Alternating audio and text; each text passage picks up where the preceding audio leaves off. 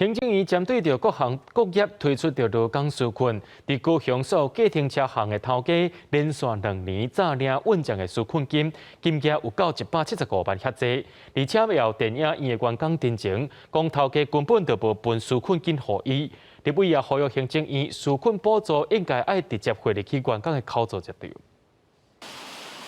疫情期间，客运车运奖再无人客，中央推出交通纾困方案。高雄民代率接到运奖定情，车行头家连续2年将因的纾困金拢藏入家己的落地啊，因是最近才发现。他自己去打这个驾驶人的私章，然后全部在清册上面盖了私章之后，跟交通部的高雄监理站这边去申请相关的补助。那 2年度给驾驶人的补助加起来，总共175万左右。唔那运奖民代嘛有接到戏院员工怀疑头家暗砍因的补助。他们不会扣除员工的任何薪资，然后去申请现在的纾困4.0，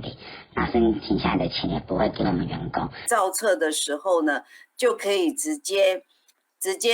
将劳工的这个账号直接放在上面。 针对车行头家暗砍补助的案例，头家假做收据，员工囡仔嘛规排转甲接整齐。市员林武凯表示，监理单位事后查核无缺失，才会出现空棚。如果你的所有的表单的单据的申请资料都备齐了，我们是不会去质疑你这个资料的